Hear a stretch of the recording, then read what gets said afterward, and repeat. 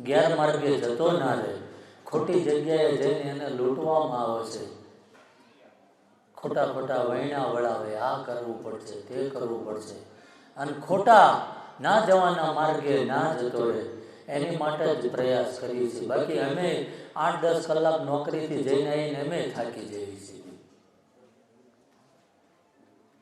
સમજાય? અમે માણસ જ છીએ ને. અમે ચમત્કારી હોય તો ગાડી લઈને હું કામ નોકરી જઈએ? અહીંથી અલોપ થઈ જઈએ, ત્યાં નોકરી અપ્રકટ થઈ જઈએ. અને પ્રકટે હું કામ થવું જોઈએ? હું બીજું જ મારું 100 રૂપિયા મૂકું ને એ નોકરી કરે ને અહીં હું બેહી રહું, ના થાય? ખોટી અપેક્ષાઓ મનમાં લઈને આવું છું. જે માણસનો જન્મ થયો ને ત્યારે બધું લખાઈ ગયેલું છે કે આ સમયે આ થશે, આ સમયે આ થશે. બસ એ સમયગાળામાં તમને કેવો સત્પુરુષ મળશે, કોણ તમને પાખંડી મળશે, કોણ તમારા ખીચા કાપી નાખશે, કોણ તમને મદદરૂપ થશે, બસ જીવનમાં આ ગોતવાનું બાકી છે. સમજાય ને? હા. ઘણી જગ્યાએ આપણે જઈએ, આપણને કોક નથી કહેતું તમને કરવાવાળા ઘરવાળા ને ઘરવાળા છે, તમને ખવડાવી દેવામાં આવ્યું છે, કાં તો કે તમારા માતાજી મઢમાં નથી. ક્યાંક નથી કહેતા? પુરુષોમાં ભાઈ અવાજ ના આવતો, માયક તમારી નજીક છે. આ કે ના તો બોલો. એમ અને ના બજાવતી હોય જય ગોપાલ કરો, આપણે ક્યાં ટિકિટ લીધેલી છે? હા, જો તમને તમારા હાટું નવરાશ ના હોય અમારા ગળા બેહાડવા ખોટા. પણ દાદારિયા એ એક એવી અલૌકિક વસ્તુ છે કે એ માણસને કેટલી લાગણી છે. નકર કોઈની આંખની ઓળખાણે નહીં અને કોકની દીકરીની લાજ રાખવા કોઈ પોતાના પ્રાણ આપી દે ખરા? આપે?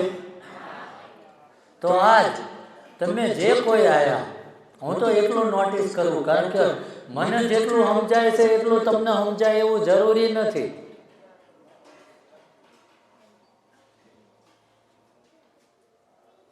પણ આ તમે બધા આયા છો ને, તો તમે આયા નથી ક્યાંક તમારા મા બાપના, ક્યાંક ગુરુ મહારાજના, કોઈ તમારી ભગવતી કુળદેવીના કે જે તે મંદિરે તમે જતા છો એના આશીર્વાદ લાગ્યા હોય ને તો તમે અહીં પહોંચી શકો.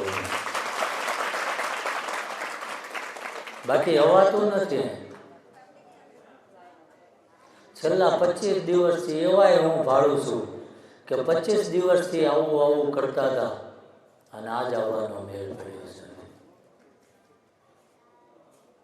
એને બધી ખબર છે.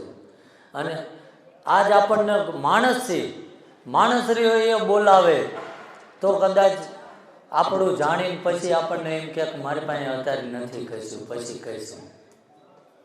પણ આને બોલાયા છે તો એ તમને ખાલી નહીં મોકલે, આ મારો વિશ્વાસ છે. બસ તમારો વિશ્વાસ કેટલા સમય છે એ નક્કી કરશે ને ત્યારે આપશે. સમજાય છે ને? હા. પછી આપણે 8 ચોપડી નપાસ હોય ને આપણે 35,000 પગાર જોતો હોય કોઈ આપે ખરું? એમ આપણી લાયકાત જ ના હોય અને એવું ભગવાન પાસે માગવા બેહી તો એ સફળ થાય ખરું?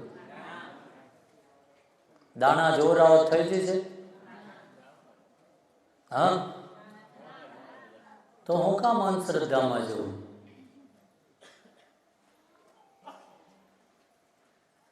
કોઈ આપણને ઊંચી પદવીની નોકરી આપી દેશે તો એ જ આપણા દાણા હું કામ જોતો હોય? એ જ ના હારી અધિકારી બની ગયો. તમે કહો ફલાણી જગ્યાએ કે બાપુ મારું કામ આટલા પૈસા હલવાના, તો નથી કહેતા કામ થઈ જાય અહીં કેટલા વાપરશો? ક્યાં નથી કહેતા તમારો ધંધો હાલત મારો કેટલો ભાગ? આવું કહે છે ને. હવે જો એ કામમાં ભાગ માગવા બેઠો હોય એ આપણી મદદ કરે ખરો?